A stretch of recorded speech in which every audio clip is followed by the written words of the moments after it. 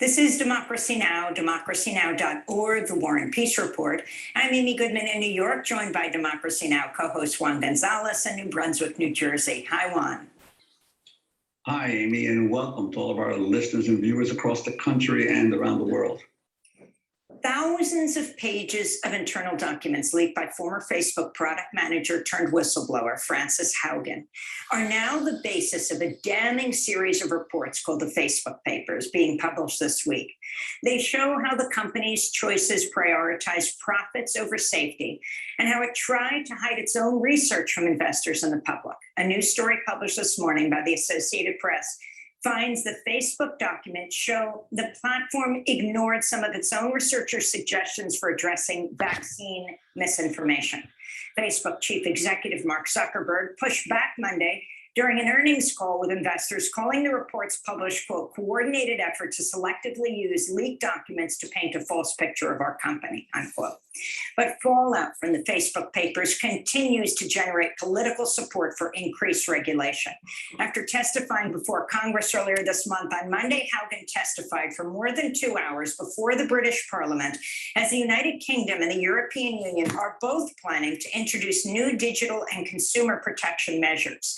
She spoke about the social harm generated when Facebook's platform is used to spread hate speech and incite violence without adequate content moderation in local languages, such as in Ethiopia, which is now engulfed by a civil war.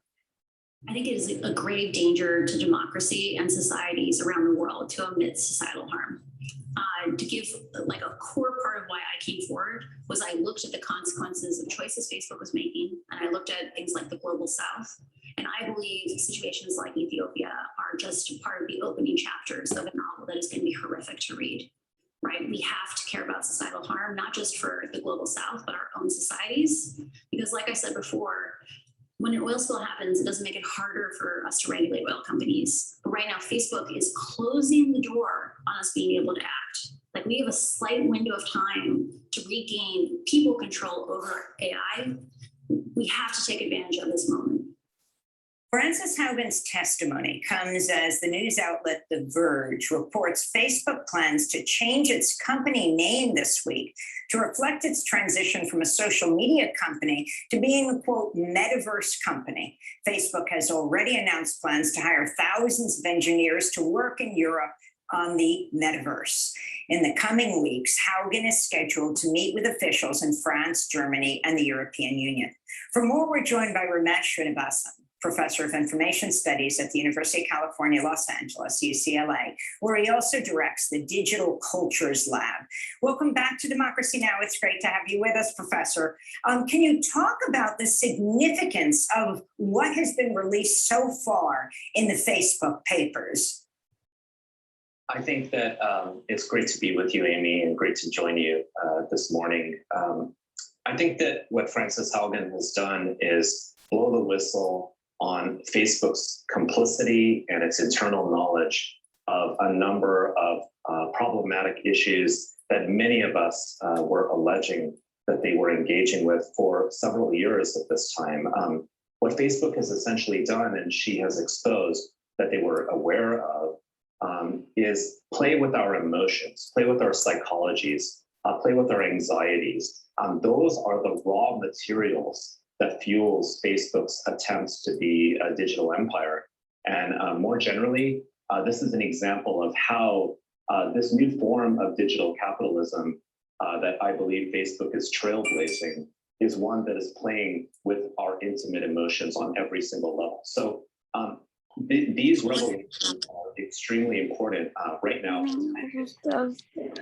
for action to be taken to rein Facebook in, but also more generally understand that this is a big tech that we're seeing more and more exposed in front of us. And Professor, when Frances Haugen talks about greater people control over AI, what does that mean? What would that look like? And especially in view of the other issue that she raised, which is the disparate impact of these social media platforms on the global south, on less developed countries where Facebook is pouring far less resources into moderating its content. Yeah, both are extremely important questions, Juan. I mean, first, to the point about people's relationship to AI, we tend to talk about AI these days as if it's some sort of leviathan, but what we're actually talking about when we're discussing AI are the mechanisms by which various types of technology companies, mind you, which are the wealthiest companies in the history of the world, all of which are leveraging our lives, our public lives, our lives as citizens, even the internet that we paid for. It's basically the mechanism by which they're constantly surveilling us, they're constantly transacting our attention and our data, and they're playing with our psychological systems, our psychology actually in multiple ways. They're getting us into fight or flight mode to trigger and activate our attention and our arousal to keep us locked in and to therefore behaviorally manipulate us. They're also feeding us into groups that are increasingly hateful and divisive. We saw that with January 6th, for example, and the mechanism, the means by which they're able to do that is by playing again with our emotions, taking us to these groups so we can recognize falsely that we are not alone in having particular viewpoints, that there are others with more hardcore viewpoints. So now, if you look at those mechanisms of manipulation, of behavioral manipulation, which are actually quite common across big tech, but very specifically egregious in the case of Facebook, now let's look at that when it comes to the global south. The so-called global south, we're talking about the African continent, South America, South Asia, Southeast Asia, and so on, represent the vast majority of Facebook's users, because here we're talking about users, not just of Facebook, the technology, but all. Okay, hi everyone. So the reason, of course, I'm showing this video regarding this latest Democracy Now! Report regarding the impact of digital media and social media as part of digital media on viewers is that we're reading about public opinion and its relationship to foreign policy. And public opinion is formed by processes that are now being strongly more and more influenced by AI, artificial intelligence, algorithms, feeding people's emotions and predispositions towards stereotyping and the emotions, the affect that associates with them, and reinforcing those predispositions as people are fed more and more information that caters to or panders to those deep insecurities and fears and stereotypes that people have. And remember, as we said at the beginning of the semester, right, one of the principles of this class in terms of the theoretical framework that I use to try to explain foreign policy and international behavior is nationalism. And nationalism associates with stereotyping. This is the book of my mentor that contains the theoretical framework that I use. And it's called Nationalism and Politics, the Political Behavior of Nation States. Nationalism associates with stereotyping. It's human nature. It's a law of human nature that people have a predisposition to stereotype, to see the world in simplified ways. And those you can predict the kinds of stereotypes that they will tend to form. Under particular conditions, you can predict the kind of stereotypes. And keep in mind, on the basis of your perceptions, including your stereotypes of the world, you make and I make decisions about how to act. We do that individually and we do that collectively. And we specifically make stereotypes about other actors, other targets of our perception based upon whether or not we perceive them as threats or opportunities, sources of threat or sources of opportunities. And nationalism, stereotyping, and affect, emotion, they go together. And it derives, like what Mr. Srinivasan, Professor Srinivasan at UCLA was stating, it associates with fight or flight. It's something in our DNA. It's something that we developed as mammals, developing over hundreds of thousands of years to generate the intense emotions necessary to take drastic action to deal with those perceived threats and opportunities. Either to kill them, get so angry and get so hostile, hate them so much, see them as not worthy of life, and get the adrenaline flowing, get the heart pumping, get the muscles moving, get the hate developing so that I can take a rock and kill them, fight, or get scared and run away as fast as I can. Fight or flight. And this is both on an individual level and an in-group level, that we form in-groups, whether it be our family, clan, and now, because we're Homo sapiens with this grossly overdeveloped forebrain, we can have intense in-group self-identification with nations that can have hundreds of millions of people within them, like China. Or it can be as small as, for example, Iceland, with 300,000 people living there. You know, there is Icelandic nationalism. They broke away from Denmark during World War II because they thought they're being oppressed by Denmark. Or big China, 1.3 billion people. And so social media is exploiting those predispositions that people have to engage in stereotyping because it keeps them engaged. People want to be provoked. People want to have their emotions stoked. They want to engage in in-group formation with other people that have the same outrage that we might have towards China or towards Barack Obama or towards Islam or towards Europe as being bad, threatening, or the Jews, or, you know, imaginary threats like the Jewish Freemason conspiracy. And I can find people on Facebook and we can form electronic in-groups and confirm each other's stereotypes and shared emotions and feel good. Like, aren't we having a good time here? Because the world makes sense.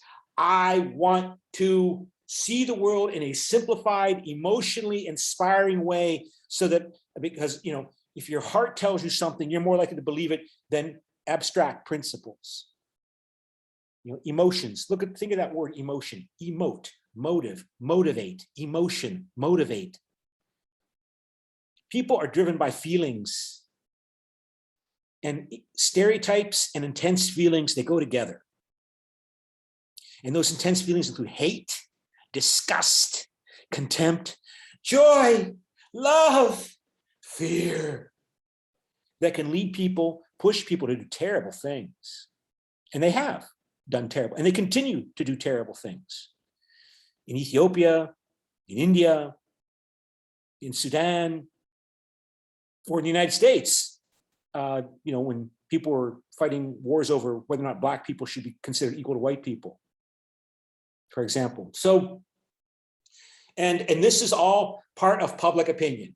So if you're a president or a congressperson in the United States government trying to make public opinion, you're always trying to make policies, domestic or foreign, you're always thinking about its impact on public opinion, specifically in the form of the outcome of the next elections. You're always focused on the next elections,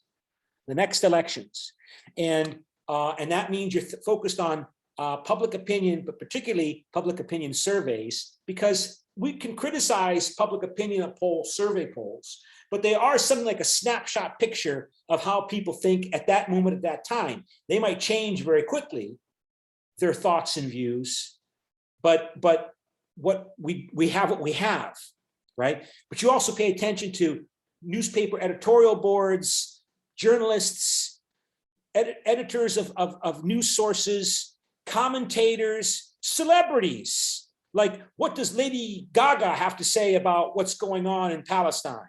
What does Scarlett Johansson have to say about what is going on in Palestine? Because that's something like a mirror or an indicator of public opinion. And you're a politician, you're always thinking about public opinion, particularly specifically in the form of the outcome of the next elections, because you want to keep your job.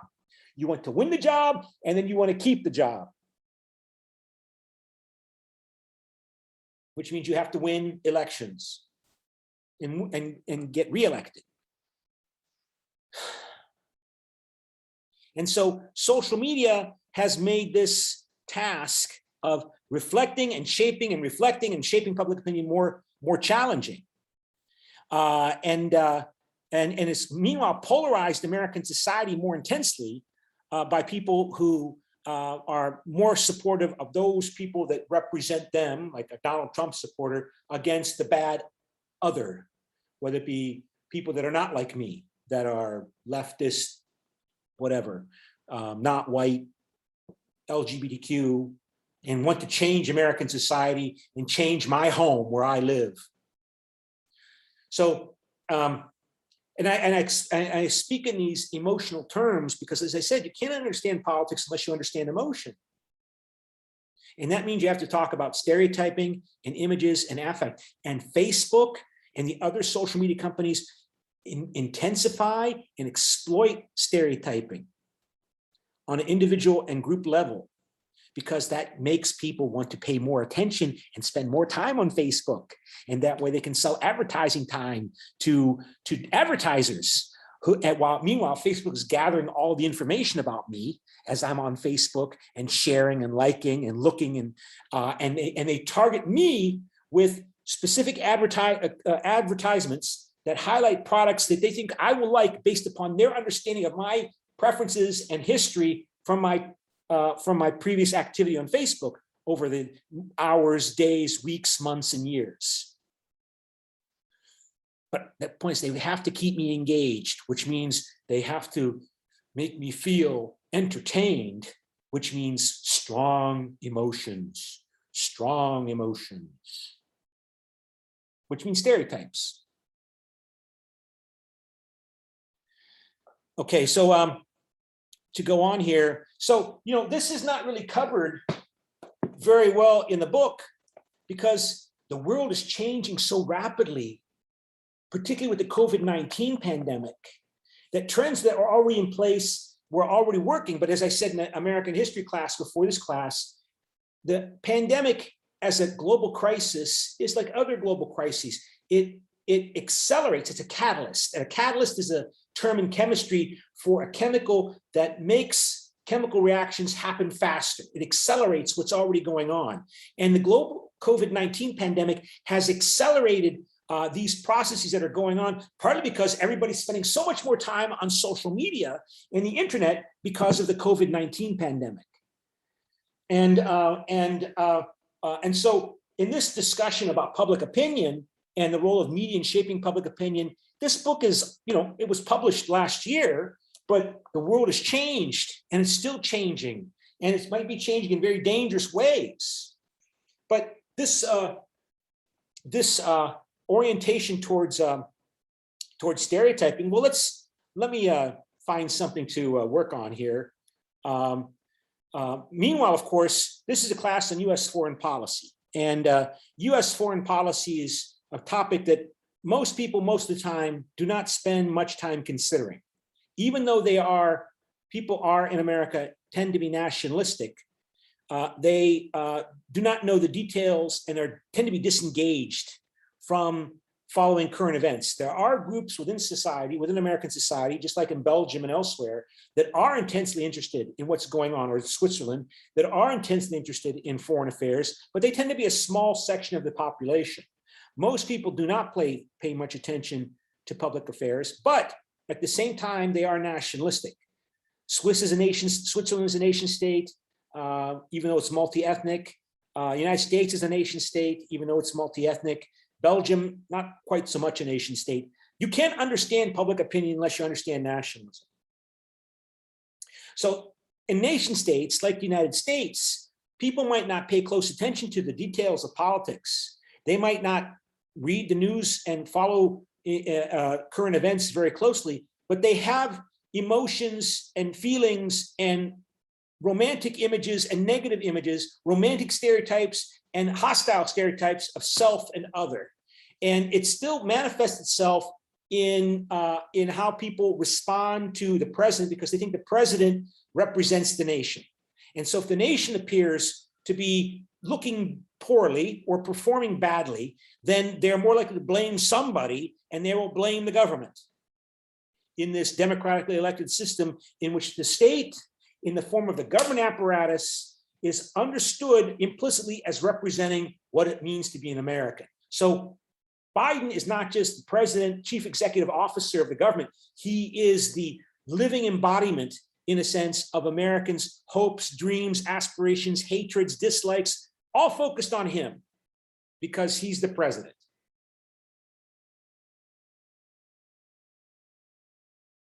And that wasn't necessarily the case in the Soviet Union under the Communist Party there, right? The Communist Party was like a separate organization, entity, identity group, separate from Russia, Ukraine, Kyrgyzstan, Georgia, Armenia. There were those peoples, and then there was the vanguard of the proletariat, the Communist Party. So people had different feelings about the leadership of the Soviet Union than Americans have regarding the leadership of the United States. Because the Soviet Union was a multinational state. It was not a nation state. Russia is a nation state.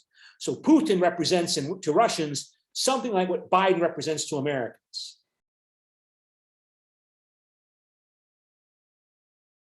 So, all right, so I want to, I'm going through this discussion because I want you to be really excited about this course material and to understand that this is so much of an investigation of what it means to be a human being.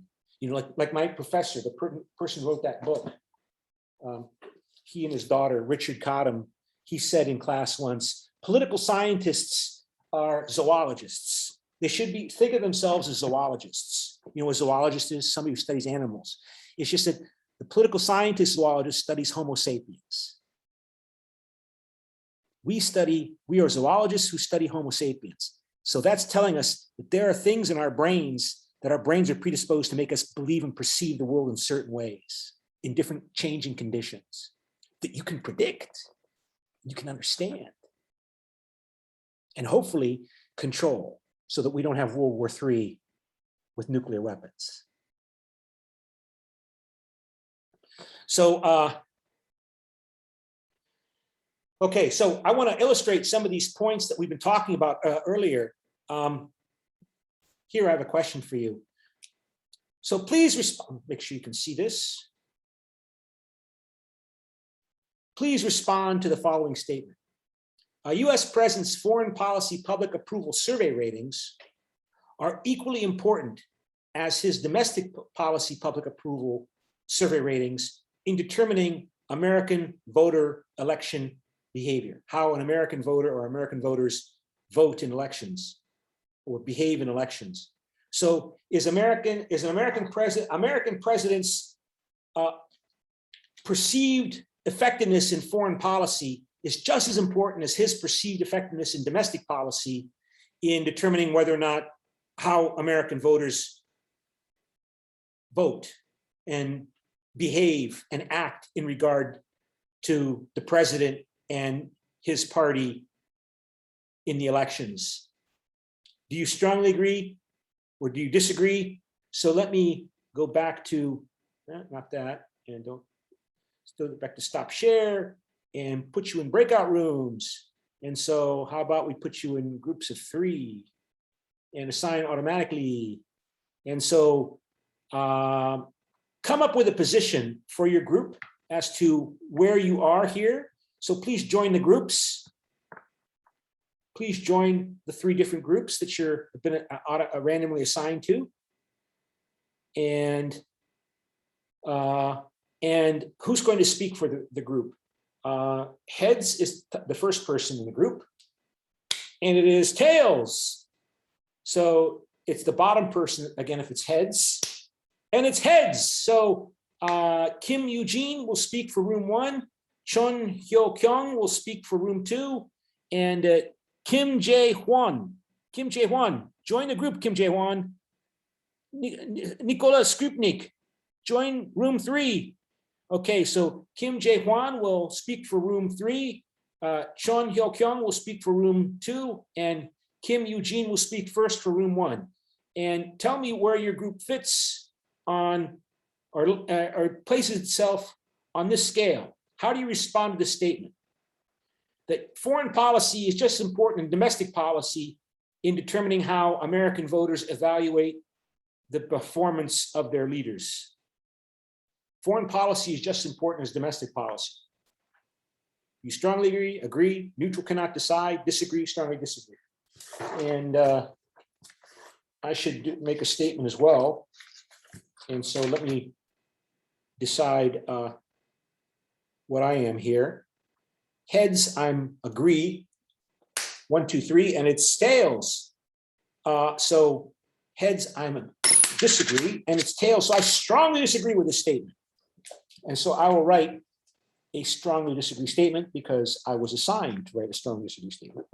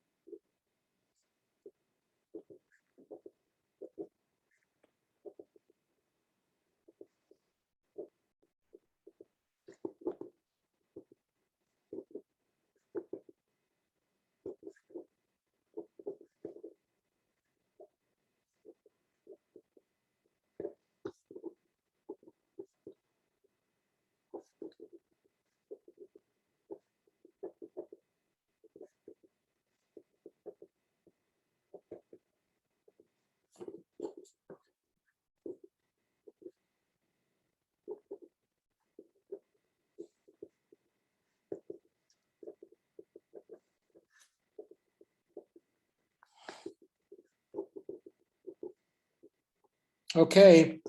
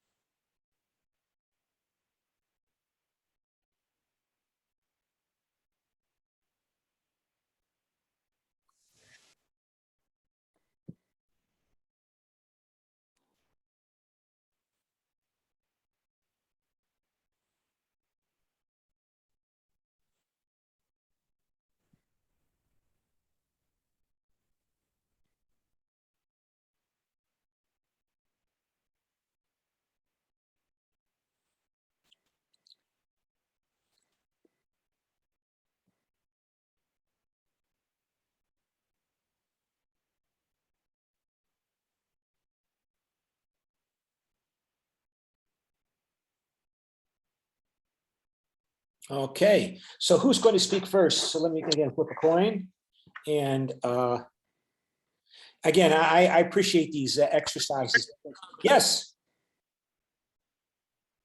Somebody wanted to say something? Okay, if not, I'll just go continue on here.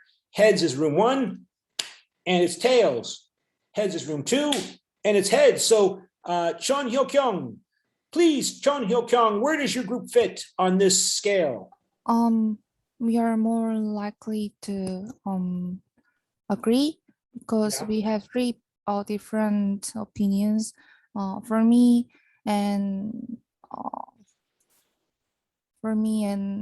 Julius, we agree to the domestic policies are much more important than the foreign policy.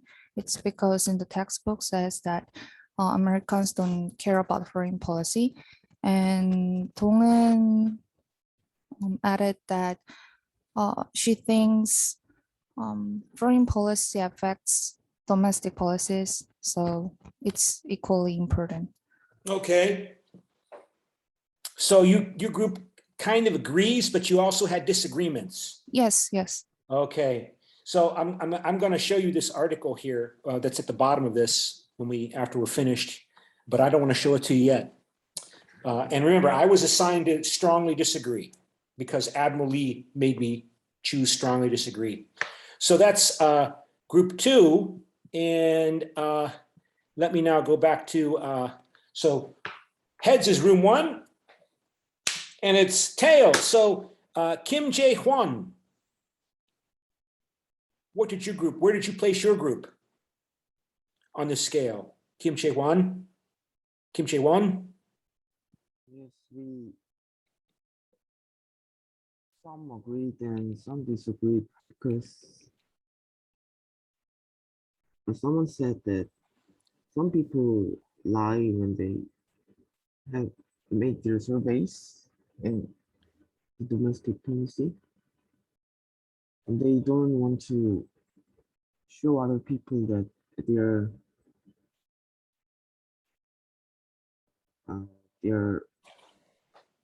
votes before they don't want to show their votes before they have their real election. So someone agreed that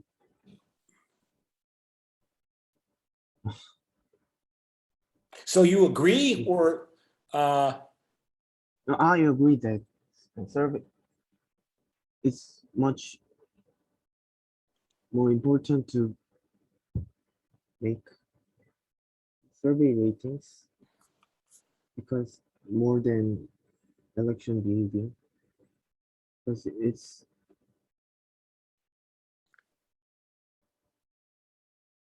it shows many more people's ideas about their policies. I think I agree. I think I see that you're saying that the foreign policy can make Americans focus their attention on the president and evaluate the president as a leader of America in a dangerous world. right? That it depends upon when the election will be. If the election is far in the future, foreign policy might not be so important. But if the election is next month, I mean, that was the concern. For example, I was telling you in previous class about how supposedly Donald Trump, in this book that came out just a couple months ago, I finally got it from Coupang, in which the US chairman of the Joint Chiefs of Staff got on the phone and had a talk with the Chinese military, because the Chinese military and the Russian and also other military, the Russian military, they were concerned that Donald Trump was going to cause an international crisis in order to try to keep power by declaring martial law because of a crisis that he would create by maybe attacking China in some way. So according to this book, I mean, it's in the introduction to this book, right? He describes this where, I think this must be covered in the Korean media. 2 days after the January 6, 2021 violent assault on the United States Capitol by supporters of Donald Trump, General Mark Miley, the nation's senior military officer and chairman of the Joint Chiefs of Staff, placed an urgent call on a top secret back channel line at 7:03 a.m. to his Chinese counterpart, General Li Zhoucheng, chief of the Joint Staff of the People's Liberation Army.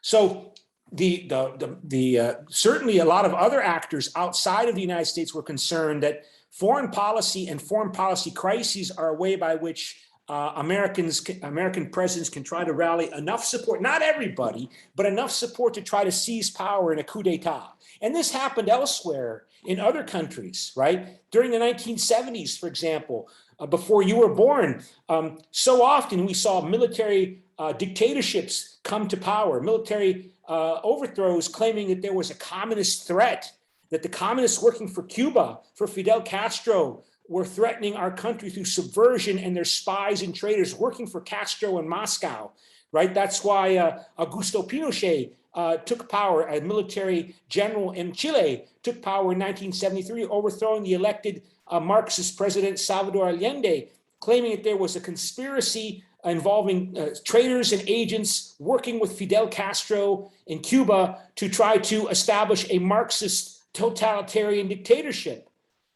I mean, you see that again and again and again, this international foreign policy perceived threat, or it could be lies, it could be gross stereotypes, but nevertheless, we see foreign affairs are very, very important as they are so perceived in shaping how publics in America or in Britain, I mean, Boris Johnson built his entire political career on making the European Union a threat to Great Britain's sovereignty, the United Kingdom's sovereignty. The European Union is a threat to British sovereignty. And he's still exploiting that. Okay, so, last group is,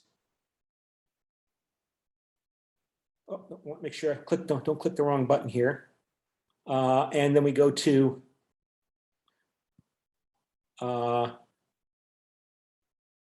Kim Eugene for room 1. What did your group, where did you place your group on this scale? So we disagree with the topic, and the reason is Americans don't really care about the foreign policy, because we read from the textbooks that the Americans don't really care about it, and also the legislative,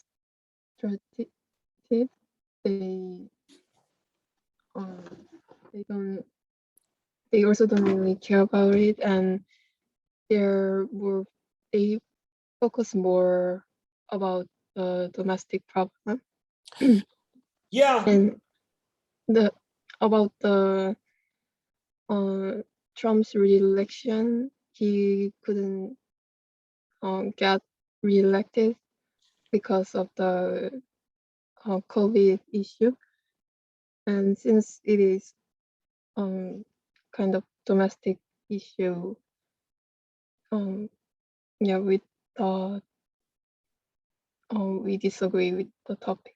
Yeah, he did try to make it a foreign policy issue, right? Because he would call the virus the Wuhan virus, the China virus, the China flu, the Kung flu, right, and exploit anti-Asian stereotypes in America, that the Asian and instigate and that threat that was the danger, right? That if he's calling the COVID-19 the Wuhan flu or the Wuhan virus or the China virus, that he was trying to make it a foreign, and they still are trying to make it. The Republican Party is still trying to make the COVID-19 virus, SARS-CoV-2 virus and the COVID-19 pandemic, portraying it as something that came out of China. China is responsible for it. That virology lab, that virus lab in Wuhan, China, they let it slip out, but it didn't work, right? It didn't work for Donald Trump, although he wasn't so far off from his performance. I mean, like, for example, Joe Biden won the election because he won by 70,000 votes in Pennsylvania, 80,000 votes in Arizona, 10,000 votes in Georgia. So that's about 200,000 votes that he won by in those states. If they had gone for Trump, Trump would have become president. So even though Biden got 7 million overall individual votes more than Trump, he still could have won the election if a couple 100,000 voters had voted differently out of the 150 million that voted, or 100, yeah, about 100, I can't remember, 120 million, I have to check. Remember, he lost to Hillary Clinton by 3 or 4 million votes, but he still won the presidency. So, so let me read you what I wrote, because remember, I was told to write disagree. I didn't write disagree because I chose it. The coin chose it. So I wrote this. I strongly disagree. A US president is evaluated more by the perceived state of the US economy than by the president's foreign policy performance. The best example, of course, is George H.W. Bush, who, despite his high public opinion ratings during the first Gulf War in 1990, 1991, due to the rally around the flag effect, because as I told you, right, George H.W. Bush, according to public opinion polling and surveys by Gallup poll and Harris poll, he had incredibly high public opinion survey ratings in 1990, 1991, due to what your author, Stephen Hook, calls the rally around the flag effect. Incredibly high. Over 90% said, yeah, George Bush is doing great. Yeah, yeah, yeah. And that's in the spring. So that's March, April, June, 1991. March, April, May, 1991. And then in November, so 15, 16 months later, he loses re-election to Bill Clinton because of an economy that was not doing so well, but wasn't so bad, but it wasn't as strong as it should be. So maybe if that war had happened a month before the election instead of a year before the election, maybe it would have made a better outcome for George H.W. Bush. But it's complicated. You know, the George H.W. Bush also was criticized because, for many reasons, it wasn't just his foreign policy and domestic policies. He was clearly contemptuous. He had a level of contempt for American public opinion. I mean, when he was running for election in 1988 against Michael Dukakis of the Democrats, he said something that was famous at the time. He said, "Read my lips. No new taxes." He promised he would not raise taxes if he was elected president in 1988. I'm sure you can find it on YouTube, the clip where he says, "Read my lips, no new taxes." And then he becomes president and raises taxes because there was a looming financial crisis. And then he thinks, oh, just because I beat up Saddam Hussein in Iraq, the American people will support me and the building of a new world order, a new world order. And I lead the United States when communism collapsed in Eastern Europe in 1989. And then the Soviet Union disintegrated in 1991. And we defeated Saddam Hussein. We, under me, George H.W. Bush, we're building a new world order. And the American people said, we're not so impressed. But having said that, let's look at this news report. So this is from the New York Times, and Nate Cohen is the person that is responsible for public opinion surveys for the New York Times, Nate Cohen. And he's therefore very influential among political scientists who do public opinion surveys. And the New York Times, as I told you, is the most important, influential I would say, the most influential news source in America. It's almost like, I mean, I listen to the American morning elite radio broadcasts, Democracy Now!, not National Public Radio, and it's almost as if Democracy Now! And National Public Radio, they open up the New York Times, and that's their agenda that they follow. What's in the New York Times is their agenda for their radio reporting, their podcasting, their internet streaming. The New York Times sets the agenda. I mean, this is so influential, which is kind of important because also the New York Times has a strong pro-Israel bias because, you know, for a number of reasons. But so it goes on here. So Nate Cohen tells us that according to public opinion surveys, Joe Biden's in trouble. In the era of modern polling, only Donald J. Trump has had a lower approval rating than President Biden at this early stage of his term. So President Biden, according to public opinion surveys, is not very popular. Only Donald Trump has been lower at this point in his administration. What's dragging down President Biden's approval rating? Everyone and everything.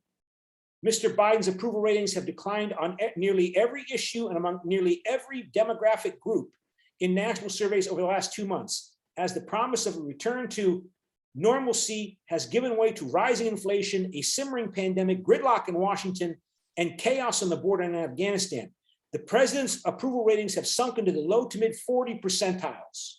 Like, you know, 40, 45% of people say he's doing well. So less than 50%, putting him into rather lonely historical company. In the era of modern polling, only Donald J. Trump had a lower approval rating at this early stage of his term. But there's no evidence that this damage cannot be fixed. There's no evidence the damage to Mr. Biden is irreparable. It goes on here. Many presidents have recovered when they had bad public opinion survey polling early on. It's a fleeting snapshot, like I told you. A public opinion survey is a snapshot. Click, like a cell phone picture. Click at that particular point in time.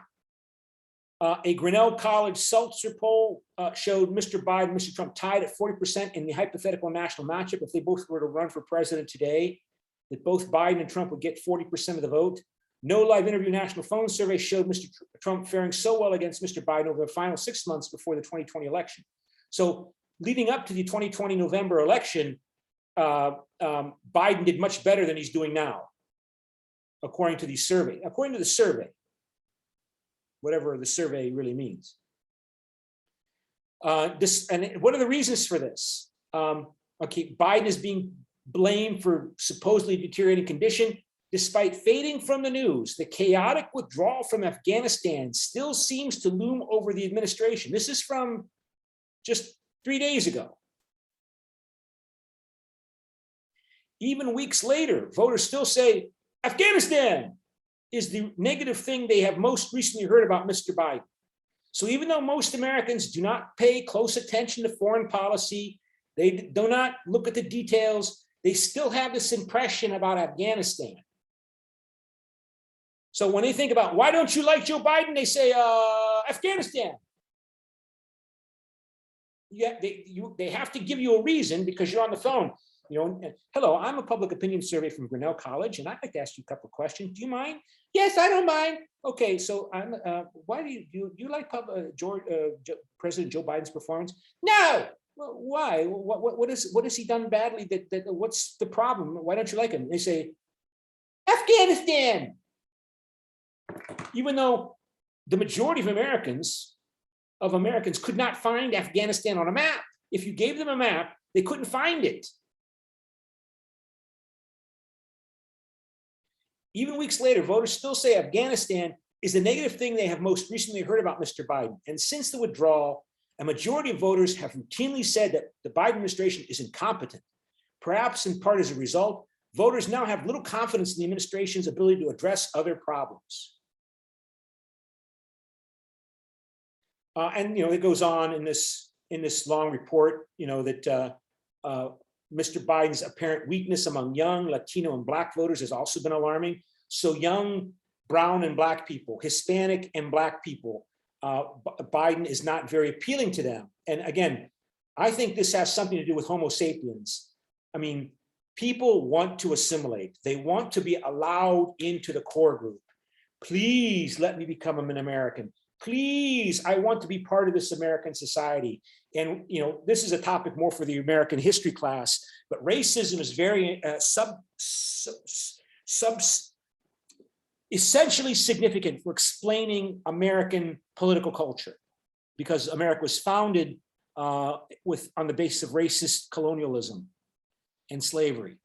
So I think there's something going on here that a lot of people, including among young Black and brown people, they desperately want to become like Donald Trump. They want in. They find him charismatic. Again, we talk about this in the American history class, but my father is Italian. He came from Italy in 1960 in the United States. 100 years ago, Italians were not considered white people in America. They were not considered white. Greeks, Italians, Spanish, they were not considered white people. Today, we are. And you see that even among some Latino people in the United States, particularly from conservative Cuban and Venezuelan immigrant families. Families that fled Cuba, families that fled Venezuela, that went to the United States after the communist revolution in Cuba, particularly people that look very Spanish, very light-skinned. They're very conservative. They dominate Florida politics in the state of Florida, and they are very pro-Trump. They're not like Mexican Americans who tend to be more left of center, more supportive of the Democrats. Yeah, so it comes on the heels of Mr. Trump's strong performance among non-white, especially Latino voters in the 2020 election. He did better than people thought, raising the possibility that Mr. Biden's weakness today is part of a longer-term trend, not simply the ephemeral result of an unusually unfavorable political environment. So I think this is nationalism. This is American nationalism at work. But again, nationalism isn't the only motivation for political behavior. It's important, but it's not the only one. So that's what Nate Cohn has found, the political scientist who does public opinion surveys for the New York Times. So given that, let me screen share again. Oh, did I do the smart attendance? Forgot the smart attendance. Aha. So let's go back to the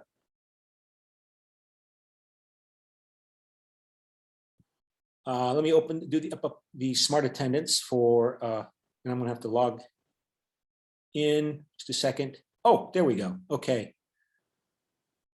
So attendance, smart attendance, and let me share the screen with you. And your number is 268. 268 is your smart attendance number.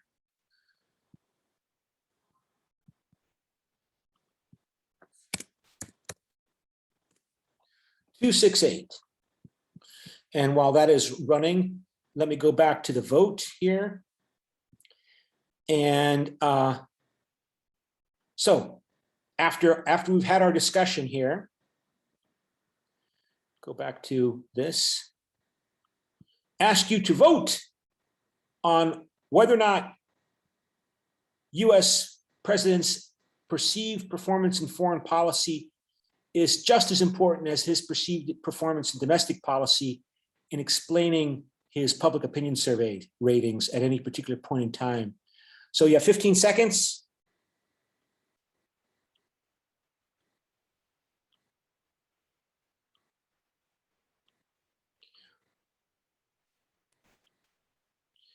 Well, it looks like most of you are not persuaded that foreign policy is just as important as domestic policy in explaining a president's foreign policy public opinions survey poll ratings at a particular point in time. Okay. Okay. All right. So let's go back then to the notes. Let's open up the notes because we should open up the notes. And let me make sure that Zoom is picking that up. And we go here. And I can just close that. So there you can see. the notes that I wrote out. So, the focus here is upon those political forces that are pressuring a U.S. foreign policy, that are shaping U.S. foreign policy, that are external to the government, that are external to the president, external to the bureaucracy, external to the Congress, the greater political environment, including quote unquote what they call public opinion, news media, social movements, and interest groups. And news media, again, that's a broad phrase. I mean, what do you do with Facebook? So I remember reading a few years ago, Facebook has been criticized because it allows people to spread hatred and share hatred and anger and hostility towards other hated groups, not just in the United States, but more so in India, Myanmar, and Sri Lanka, where these are multi-ethnic countries with different groups within them that often hate each other, don't like each other. And Facebook will post and share anything that everybody's a journalist, even if they're a liar, and even if they're a demagogue, and even if they're a politician. Facebook allows everybody to share everything. And the result is that one individual described Facebook as the world's largest news agency, news media. It's where people go to find out what's going on in the world.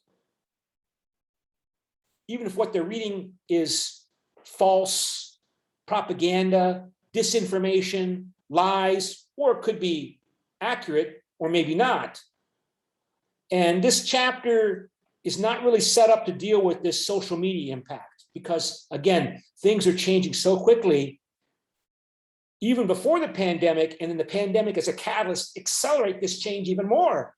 So all of these books have to be revised. All these college textbooks have to go major changes in the next editions. And so trends in world politics increase the importance of these forces. And so keep in mind, what is democracy all about? The public opinion is supposedly important, right? That the governments are supposed to reflect and act upon the wishes of the people. How do you determine what the people are? How do you know? What is the voice of the people? What do you know? What do people want? And ultimately, people like Joe Biden or Donald Trump or Congress people in the US Senate or US House of Representatives say, what counts are elections. In the final analysis, I am evaluated as a president, I am evaluated as a senator, I am evaluated as a congressman in an election. And if I win election, I am doing a good job. If I win election and I get reelected, it shows I am doing a decent job. Because you can't agree on what is the right or wrong answer to any policy question. People have different views that they feel very strongly about domestic issues, foreign policy issues, supporting Israel, supporting the Palestinians, domestic issues like abortion access, the right to an abortion, owning guns. And people are convinced that my view is the right view, and the view that other people like me share and talk about and discuss on Facebook, that's the truth. That's obviously correct. Who's correct if you're a politician? You can't make a judgment about who's correct. What you do is you win elections. That way we know that you've made enough voters happy with your performance, or at least satisfied with it. So the impact of public opinion on foreign policy is a fundamental issue because it's a democracy. Even though most people don't pay close attention typically to foreign policy except during a crisis. Public opinion is an essential guide for directing government action in a democracy, right? We accept that. Even in China, which is a one-party state, the Communist Party responds to Chinese public opinion. It can try to control it, it can try to constrain it, it can try to censor it, but it still is very much concerned about Chinese public opinion. But in a democracy, we openly declare that we respond to public opinion as the leaders of a democracy in the government. So the role of public opinion in foreign policy is controversial because we're talking about war here. Potentially, well, often the use the threat and use of deadly force to kill other human beings in foreign policy. The American public rarely sends a unified signal to policymakers because the American public is highly fragmented and seeking consensus on any issue is difficult. So, how do you know what to do with regard to China's trade relations with the United States? You have to satisfy banking and corporate interests because they've invested hundreds of billions of dollars in China. But at the same time, this angers labor unions that believe that factories are leaving the United States to go build new factories in China because Chinese workers are much cheaper than American workers, which angers American labor unions. And it upsets human rights activists. And the Chinese know this. The Chinese government knows this. So the Chinese government continues to appeal to these banking and corporate interests. So let's do another exercise. And here's based upon another news report. And let me make sure I can share this screen here. So here's, this is from just a couple days ago. Again, Goldman Sachs, one of the biggest banks, financial companies in the United States and in the world. And they are, despite everything that has happened over the last 4 years,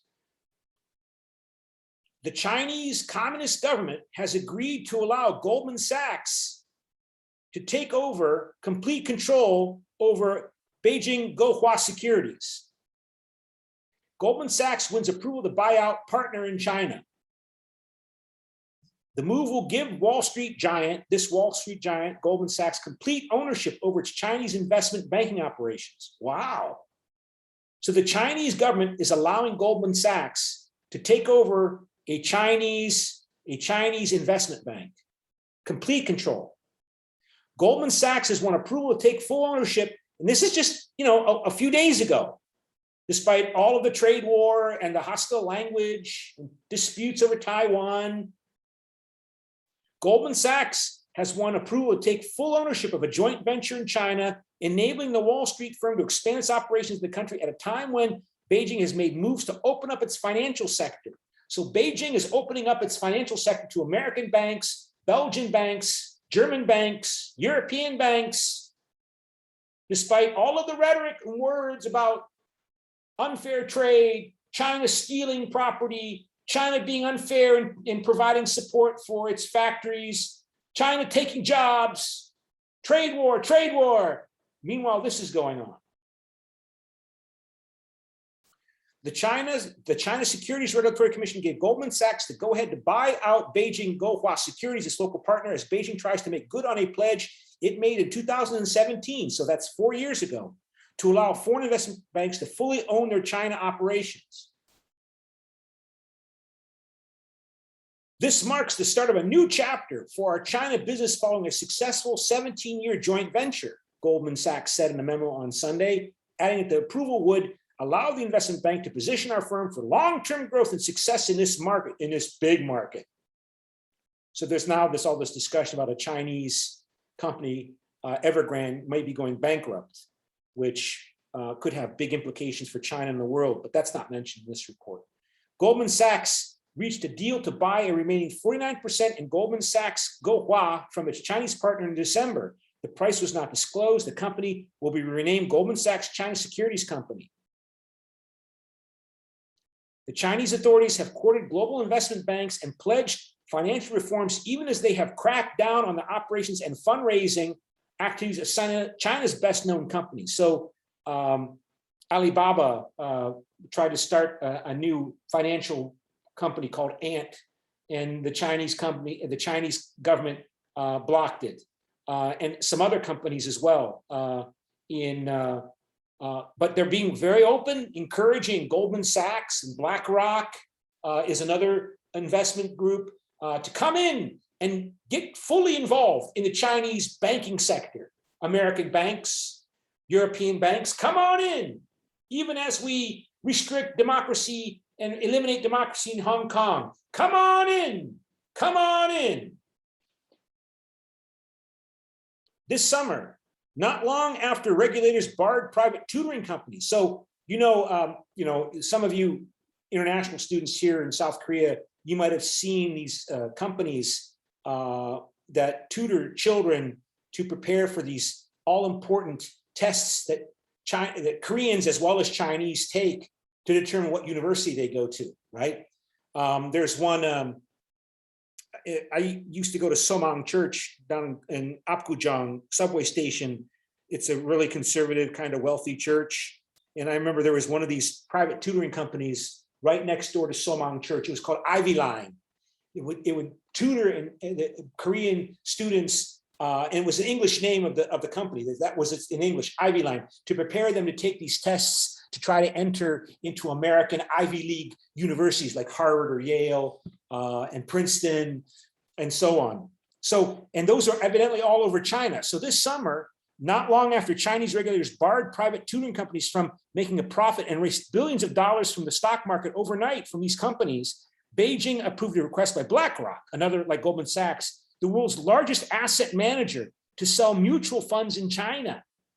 The move was seen as an attempt to help calm investor nerves and show that China was still open for business. Goldman has a long history in China as one of the first foreign investment banks to open offices in the country in 1994. It teamed up with Beijing Guohua Securities in 2004 and began to offer investment banking services like helping domestic companies raise money in financial markets. So that's a good point to highlight those in those notes, that point that was made, that if you're going to come up with Chinese policy regarding policy on China, see if I can find it here.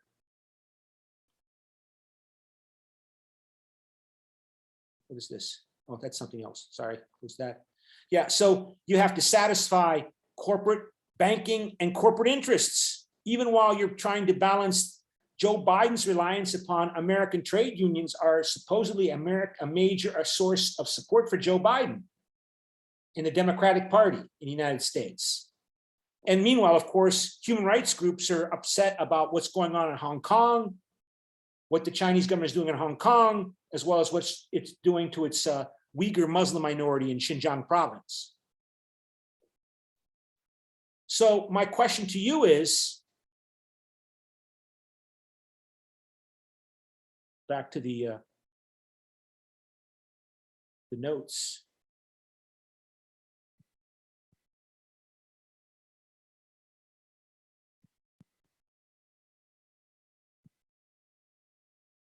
Where do you fit on this statement? Please respond to the following statement. Economic interest groups are more important over the long term than public opinion survey ratings in determining US foreign policy. So economic interest groups, including labor unions, banks, corporations, they are more important than public opinion survey ratings in determining US foreign policy over the months and years. Do you agree, disagree? And so let me again divide you into groups and recreate, automatically recreate. Okay, so those are your three groups. So please join your groups. And again, who's going to speak first for the group heads? It's the person at the top of the group. It's heads. So Elisa, Nick, and Anis will speak first. And so please join those groups. And I will also write a statement. And I have to flip a coin to find out where I fit on the scale. Heads, it's 1, 2, or 3. And it's heads. Heads, I'm 1, and it's tails. Heads, I'm 2, and it's tails. So I'm neutral, cannot decide. So I will write a neutral, cannot decide position.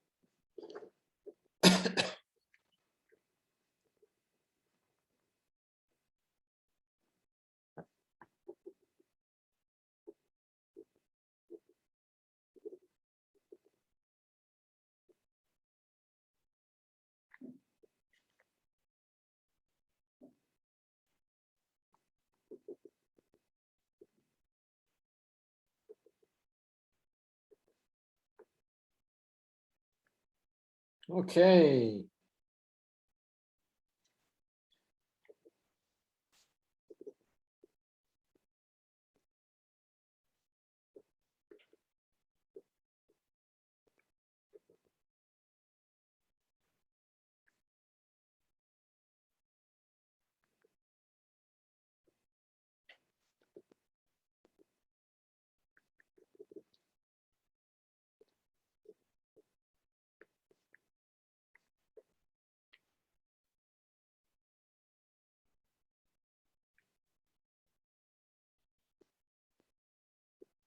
Okay.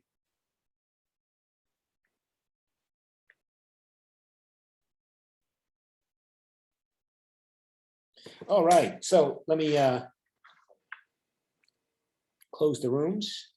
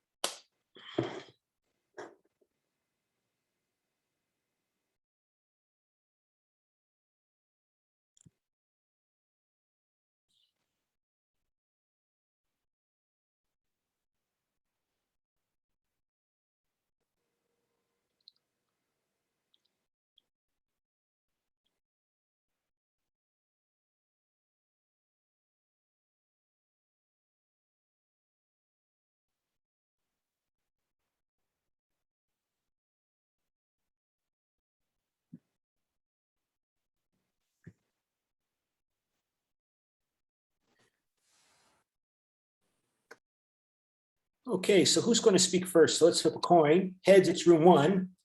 And it's heads. So Elisa, where does your group place itself on the scale?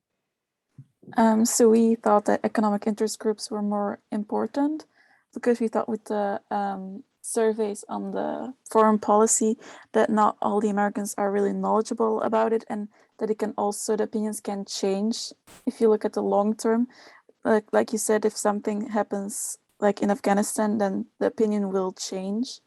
While for economic interest groups, it's kind of a representation of companies to grow their profits and their organizations. So it's more a long-term view, we think. Okay. Anybody disagree?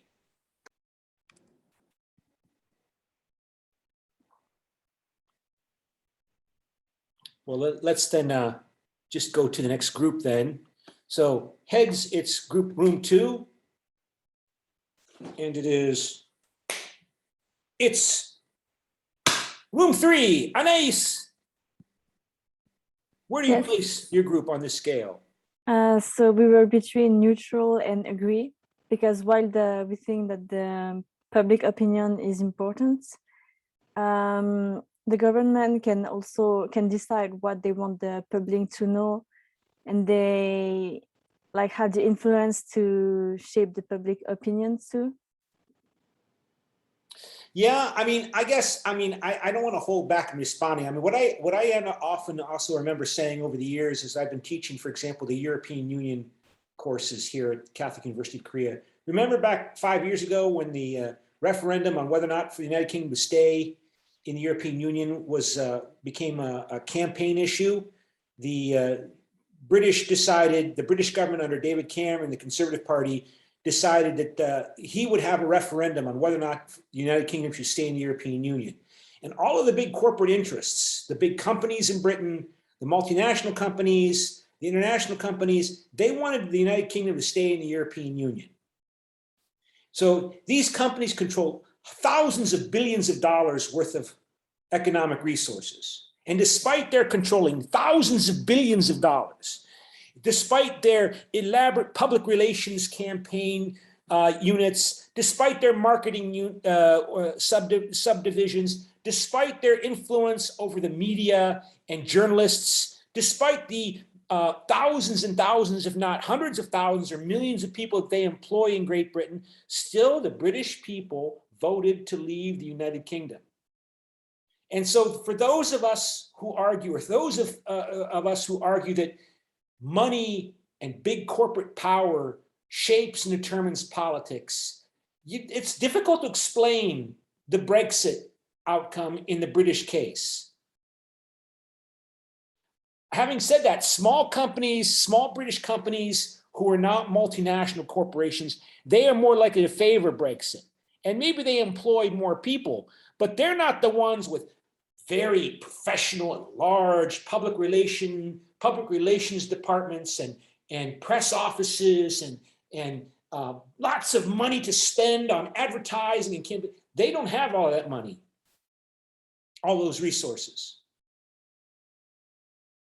So how do you explain Brexit if it all comes down to corporate power and the interests of Goldman Sachs and BlackRock and the companies that invested in China, the big corporations like General Motors or European companies that have invested in China or in Great Britain, for example.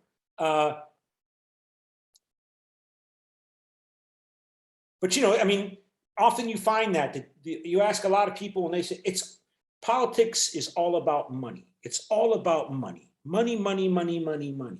And I don't know if that's necessarily the case. Okay, and let's go to the third group. And that is, I think, Nick, room 2. What did your group decide?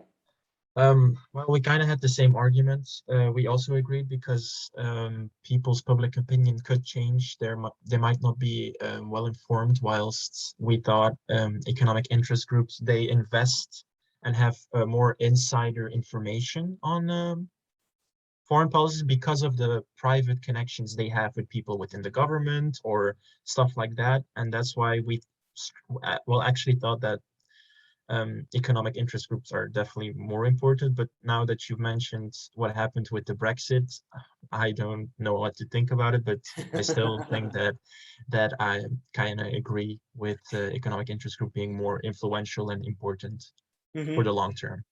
Yeah, I mean, I was told to do neutral cannot decide by this coin. So I could have written another position if I had to, but this is what I wrote for neutral cannot decide.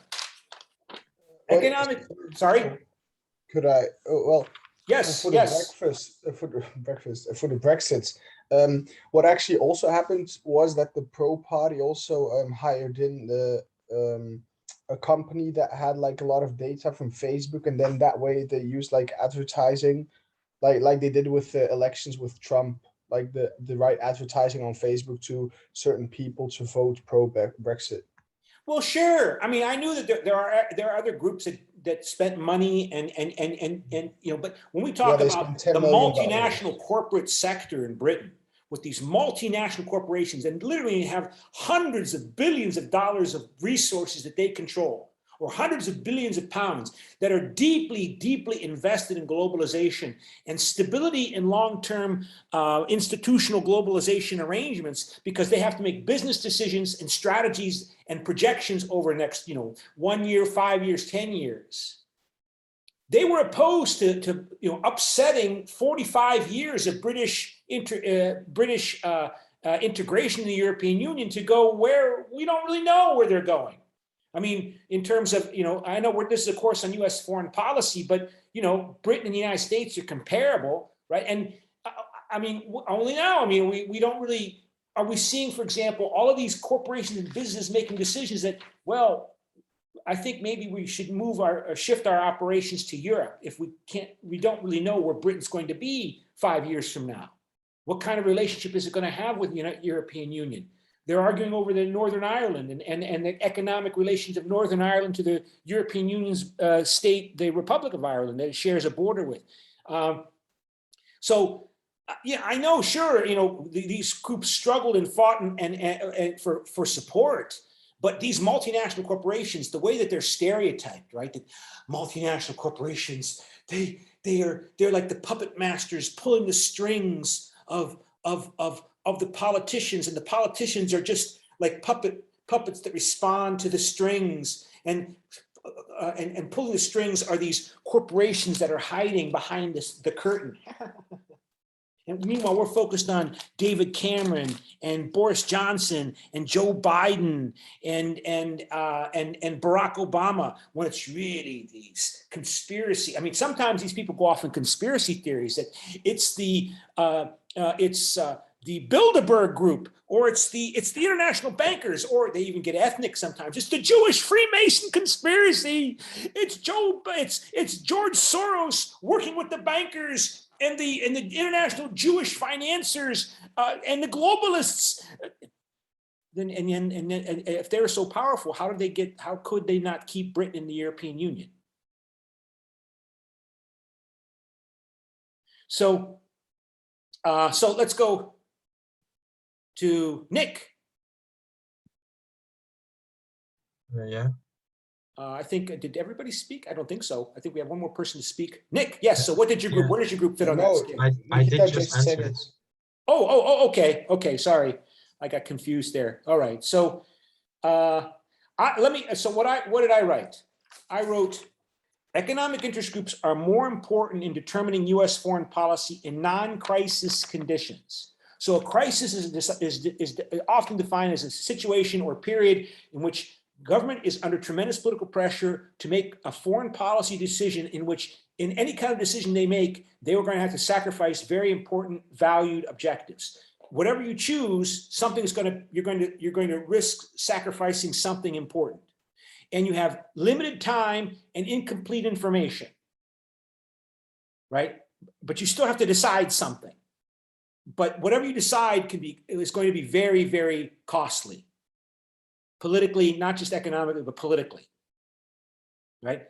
So economic interest groups are more important in determining US foreign policy in non-crisis political decision-making conditions.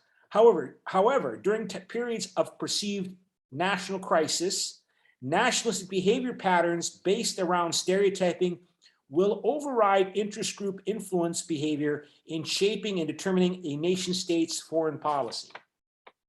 So during times of national crisis, you will see that nation states, and I'm talking about, that means America, China, Russia, are more likely to show foreign policy behavior choices by the government that cost greatly and sacrifice economic interests to pursue some other objective, like defending from the perceived threat from the Soviet Union or protecting your prestige and honor. Let me go on here. Nationalistic behavior patterns based around stereotyping will override interest group influence behavior in shaping and determining a nation state's foreign policy during times of national crisis. For example, the US has forsaken tremendous potential oil profits.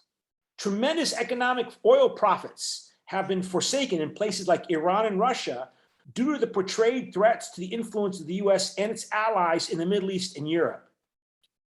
For this reason, I think if the Republican Party comes back into power, in control of the Congress and the presidency in 2024, I would likely see the US will be willing to sacrifice much of its economic interests in China by, for example, recognizing Taiwan. I mean, that might have high economic costs for the United States, but there will be a willingness to pay that price during a time of national crisis. And I'm trying to think of other, more recent example. I mean, that's typically one example that the United States could make a lot of money if it had better relations with Russia and Iran. But US can't, because the United States has invested its identity and its alliance and its identity with countries like Israel, for example. And yeah, sure, the Americans make lots of money off Saudi Arabia, and that's true. But they could make a lot of money if they were to distance themselves more from Iran and open up relations with Iran. I mean, America created that oil infrastructure in Iran under the Shah in the 1970s. American oil companies have been lobbying and pleading with the US government to let them get more actively involved in Iran for decades, and they can't because of the Cold War and then now the Israel lobby.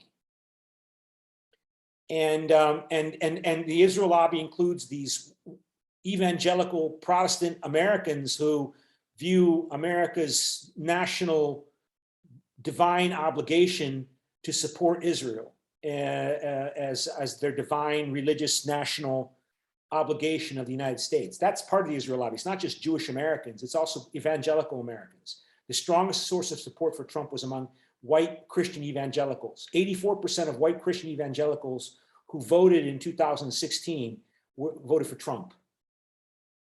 And they are 100% pro-Israel, no compromise with the Palestinians, keep the West Bank. And, I think that's nationalism.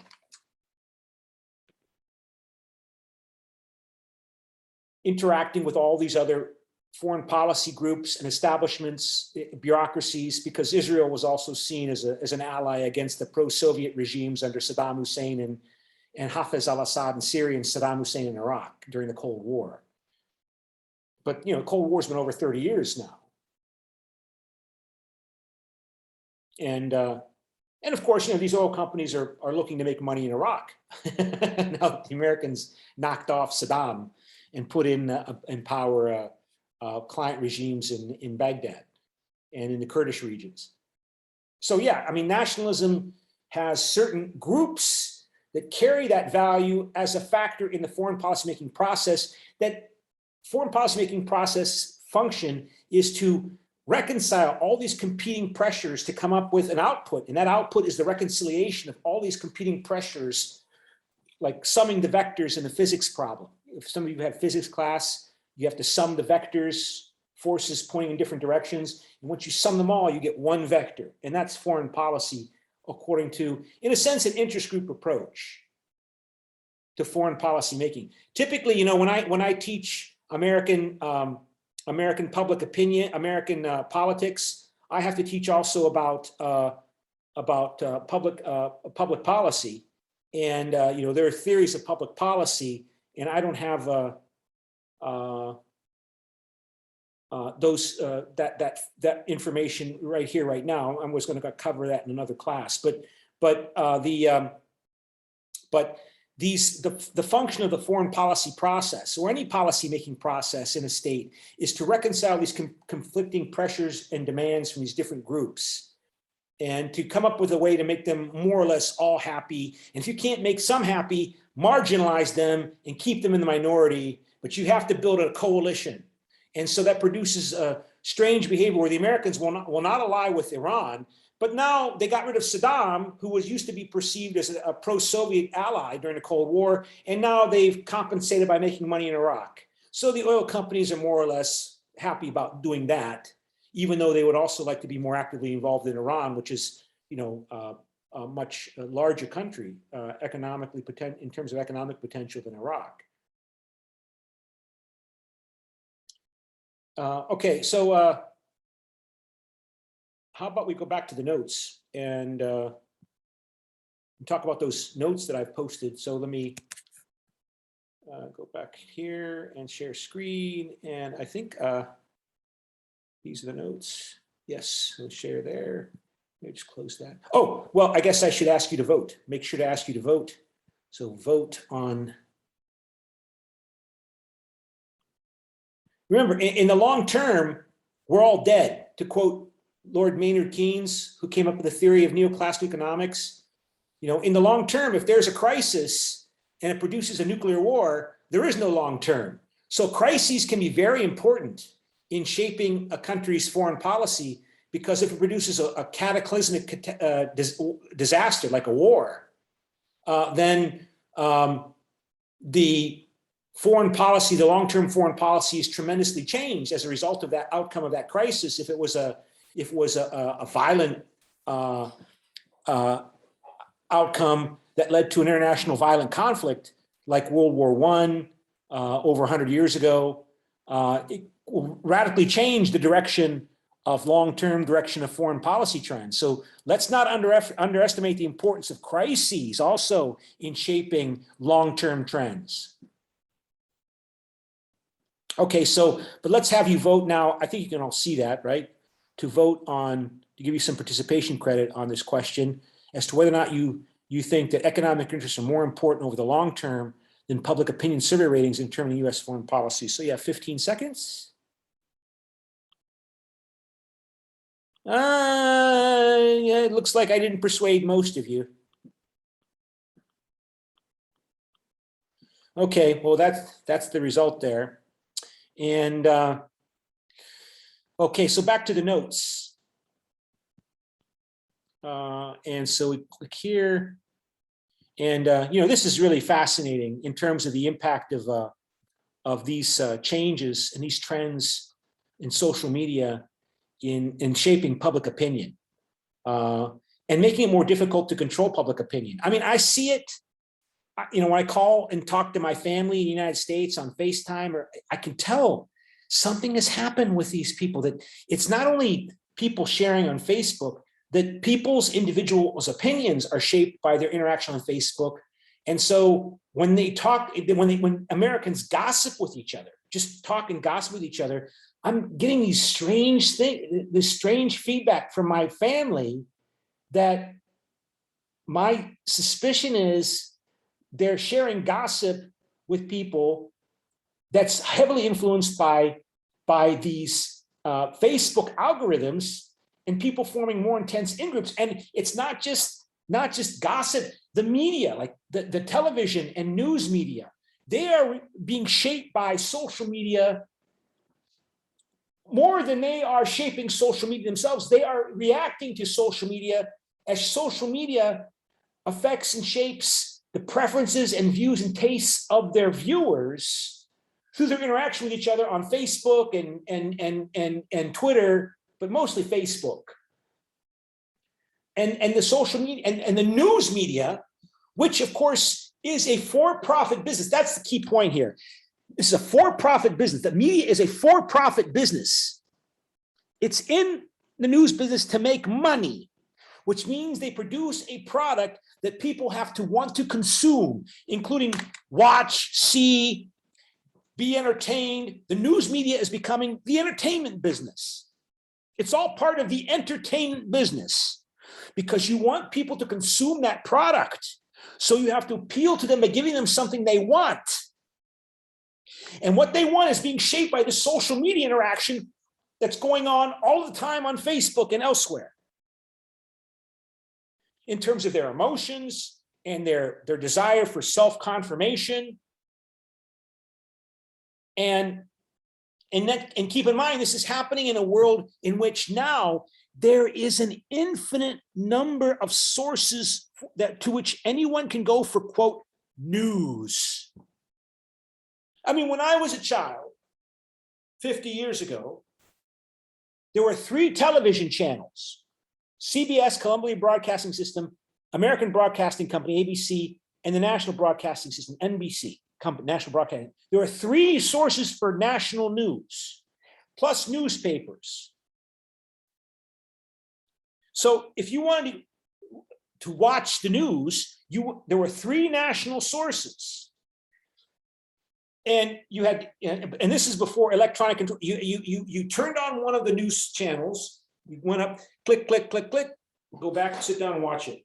Watch Walter Cronkite from CBS or David Brinkley on NBC. I remember these people when I was a little child. Now there's an infinite number of sources for information calling itself news. And you pick and choose the ones you want to watch based upon the ones that make you feel like you want to feel. That you are right, that your suspicions are correct. That,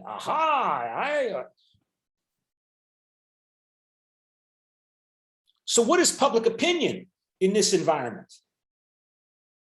And the Chinese say, you know what, Ben, you're right. That's why our system is better than the American system, because of your for-profit driven system is generating such polarization and hatred and conflict in your country that you elected Trump, and Trump tried to carry out a coup in the country with thousands of nuclear weapons, with missiles and ships and tanks. This is the system that we're supposed to follow? This for-profit driven freedom of expression, freedom of the press, free press model? No, thank you. I think our way is the better way, the Chinese would say.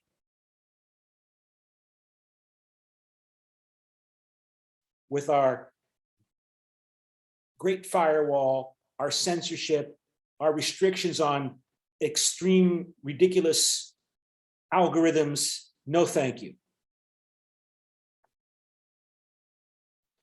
So the notes go on here. Political leaders actively in advance gauge citizens' attitudes and basing their decisions on the likely response.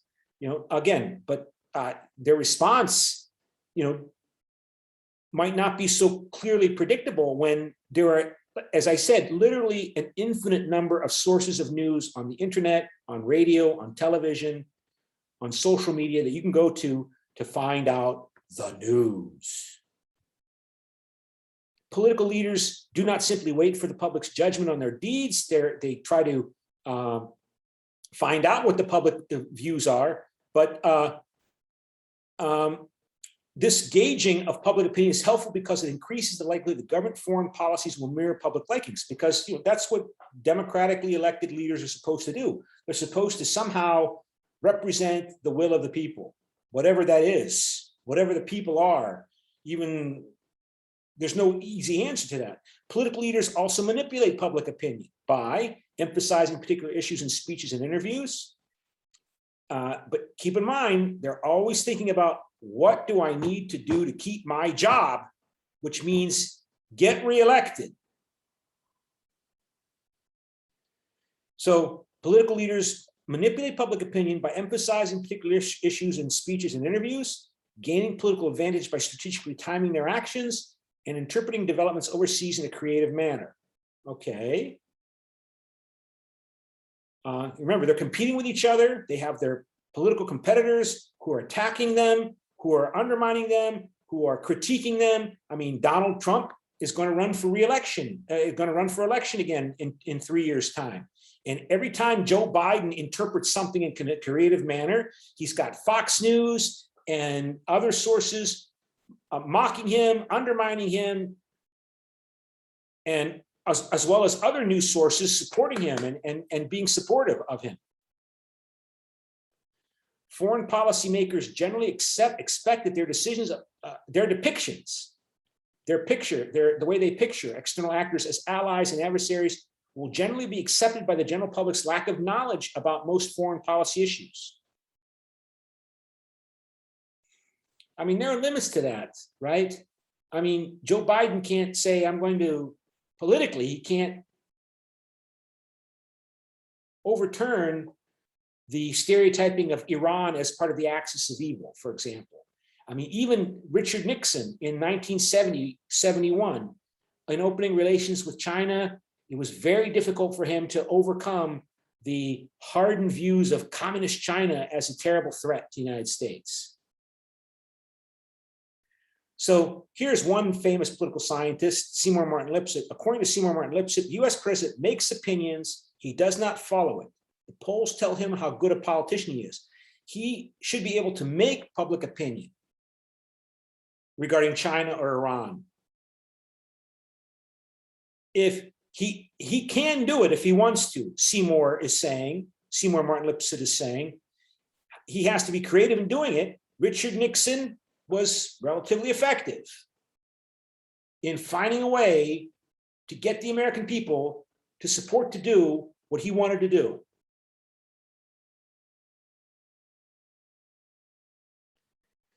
So advances that make this more possible. I mean, this is a controversial statement, right? This is an old statement from 1966. So it's a pretty bold statement. And it implies that presidents are not really so restricted in their foreign policy by public opinion. That if they really want to do something, they can find a way to do it politically in foreign affairs. Advances that make this possible, the rise of more sophisticated polling techniques. Biden hopes that by withdrawing from Kabul in August of this year, that when November 2022 comes around, which is 13 months from now, 12 months from now, that the American people will have moved on from Afghanistan as new policies are approved by the Congress this week in domestic affairs, as new events happen. Maybe, we'll see. Certainly by 2024. and his public opinion survey experts have views about that. I have to tell you, however, these public opinion polling techniques have become more and more questioned. You know, most public opinion survey companies expected Hillary Clinton to win the election in 2016, and they were wrong. They were right in that Hillary Clinton got 2.5 or 2.5% more votes, popular votes, than Donald Trump, but they didn't expect that Hillary Clinton would lose the presidency.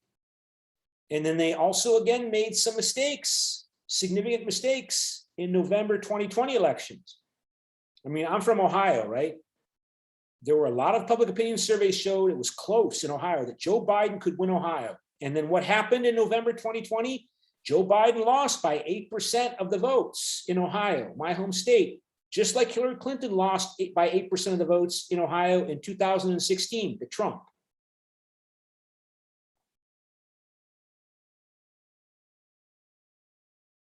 Use of carefully targeted focus groups. So that's an effort to try to get to people's thinking and emotions by creating a focus group, a small group of voters, and putting them in a situation where they can be studied like an experiment to try to see or understand how they're reacting emotionally to current events, to try to predict and overcome the snapshot portrayal of these public opinion polling techniques. That you take a picture, what does a picture tell you? What does it tell you what's going on deep within the mind of that person whose picture you've taken in a public opinion polling technique? So you form focus groups to try to study this process, and especially the formation of new mass communication outlets, especially the internet. And that's been a big focus, but it needs to be a bigger focus now in the next edition of the textbook. I mean, I really don't know if the United States is going to regulate. There's a lot of talk now about regulating and breaking up Facebook and regulating it. The response of Facebook and Twitter, and it says, if you break up Facebook, you're going to undercut America's competition with China, because China has got its own social media and its own digital companies, its own companies it wants to encourage. And if you weaken Facebook, you're going to weaken America's ability to compete with China around the world. And that is always their fallback. What about China? I mean, Facebook is now, along with Apple and Google, an American champion that dominates the world. Are you really going to weaken that, break that up? And replace it with what? And there isn't an easy answer to that.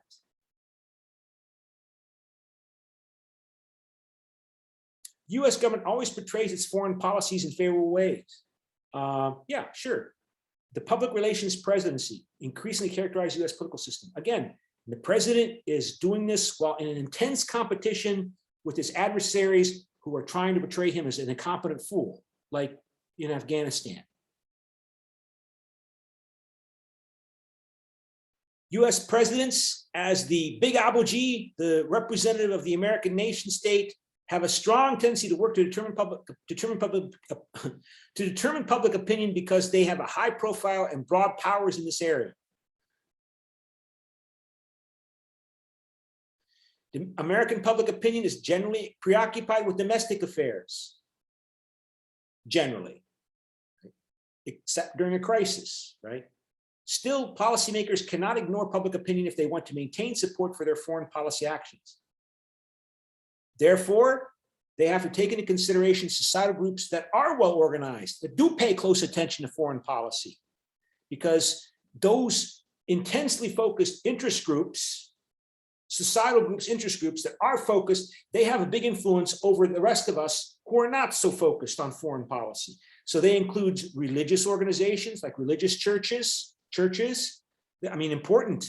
I mean, again, I told you, the Israel lobby, a big part of it is the Christian evangelical churches and their congregations led by people like Robert Jeffries and other, I can give you their names, right? I mean, an American evangelical pastor blessed the opening of the US embassy in Jerusalem a few years ago under Trump.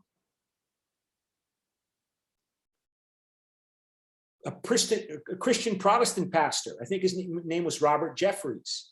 Human rights organizations and their representing human rights concerns, economic interests, and these interest groups that reflect these concerns, they are seen as how can they help me, Joe Biden, get reelected by spending money on advertising, on political campaigns, on persuading the people that belong to them, to the churches, to the companies to vote for me, to give money to political campaigns.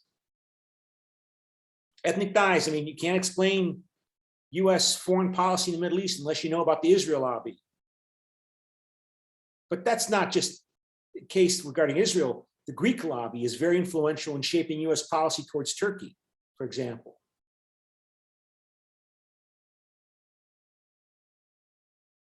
And these groups do pay close attention to foreign policy. And to avoid unnecessary and costly resistance to US foreign policy abroad, policymakers also have to be concerned with global public opinion towards the United States.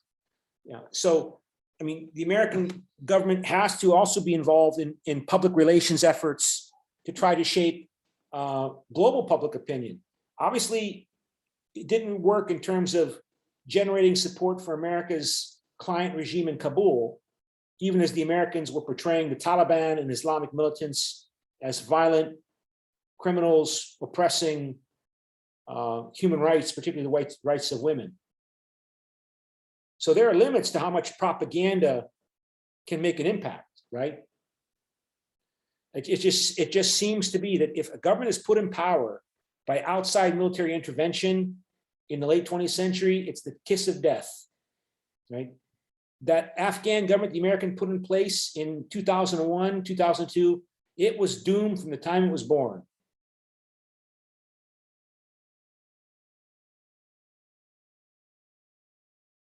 Because it was seen as an American creation,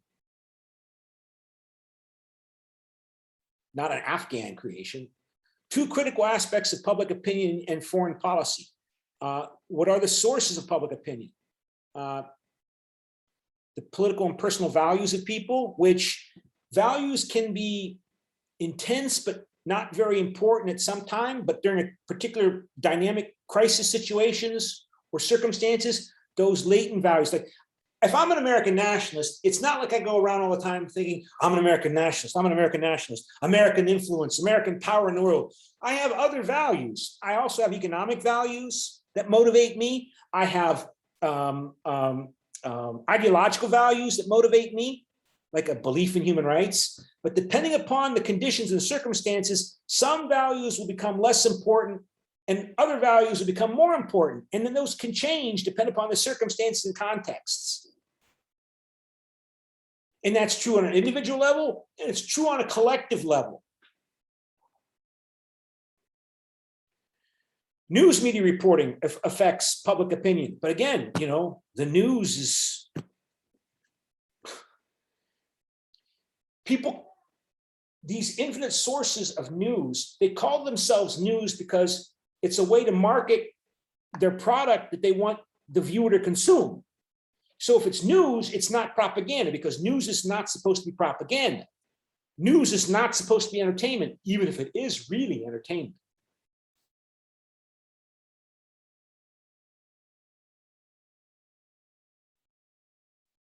And foreign threat perception are also a critical source of US foreign policy. According to research, US public opinion support for use of military force is much stronger when multilateral institutions such as the United Nations support the use of force. It can be, if the United States can't get the United Nations Security Council to approve it, the United States will try to get NATO, right? So you can see, even as Joe Biden attempts to increase resistance to Chinese influence, Joe Biden still is aiming to get the European Union and the North Atlantic Treaty Organization to support the United States, more so than Donald Trump did in confronting China. And the US calls that the rules-based international order. In other words, America has lots of allies, powerful allies. See China? Who do you have? Myanmar and Cambodia. Oh, and Russia. Let's not forget Russia. And the effects of public opinion also shape US foreign policy. So deepening US public opinion opposition to the Iraq War drove the withdrawal in late 2011 under Barack Obama. Barack Obama responded to Baghdad's request to leave, and they left. And then, of course, the pan-Islamist Islamic State movement tried to exploit that situation and begin their dream of uniting all Muslims in one big Muslim state. And then the Americans went back, and with the Shia minority that sees a threat from Sunni Islam majority Arabs in alliance with Shia, Persia, and Iran to attack the Islamic State and destroy it. But there's still pan-Islamist sentiments powerfully represented there. The US counterinsurgency in Afghanistan has continued partly because American public opinion appears to have less concern about it despite major setbacks there as well. I guess, I mean, you know, Trump, however, made a decision that we needed to get out, and he made that negotiation with the Taliban in early last year, January, February, on the eve of the pandemic, and Biden went ahead and fulfilled it. Would the Americans have stayed there? It's hard to say. I mean, when the Taliban was fighting the Americans, 1 or 2 American soldiers would get killed a month. 1 or 2 a month. Then they stopped attacking the Americans in January, February 2020. But they continued to attack the Kabul forces, the government of Afghanistan forces. Were Americans upset about that?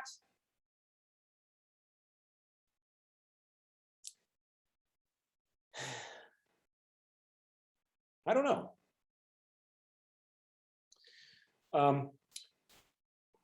Why did Biden withdraw? I guess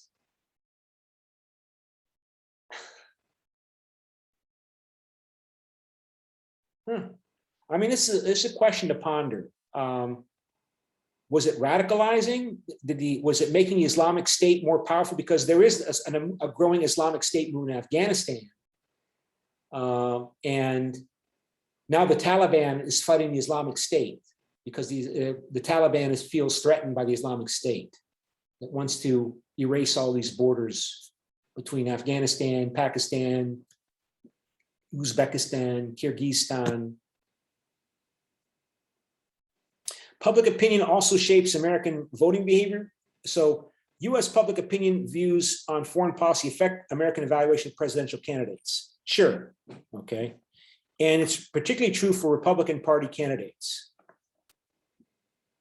So maybe that's the case, that the Biden administration is expecting that if they get Biden's big domestic policy package approved this week, it's supposed to be coming up to a final vote before the beginning of next month, that the Americans will sort of forget about or not care too much about what happened in Kabul, despite pro-Republican Party news outlets continuing to use that to hammer away at the Biden administration and the Democratic Party. So, US public opinion impact on foreign policy can be divided into 3 groups. There's the foreign policy elite. That's less than 5% of the US citizens. They hold powerful positions in government, business, academia, and interest groups. They are often engaged directly in US foreign policy issues. And they are often adept at manipulating US public opinion. So, but that's about 5% of the population. Then there's another 15% of the population that pays attention to foreign affairs. These include public members with substantive knowledge regarding foreign global affairs. The kind of people that are interviewed on Democracy Now!, for example, or me, professors. These are policy analysts, political activists, journalists, scholars, and government bureaucrats. They tend to be less influential in shaping foreign policy than these people are. These people typically are, I think what they're called the blob. Remember we talked about that in a funny news report a few weeks ago, the blob, the foreign policy establishment. These are the people just below the blob. And then there's the mass public. This is the vast majority of American citizens.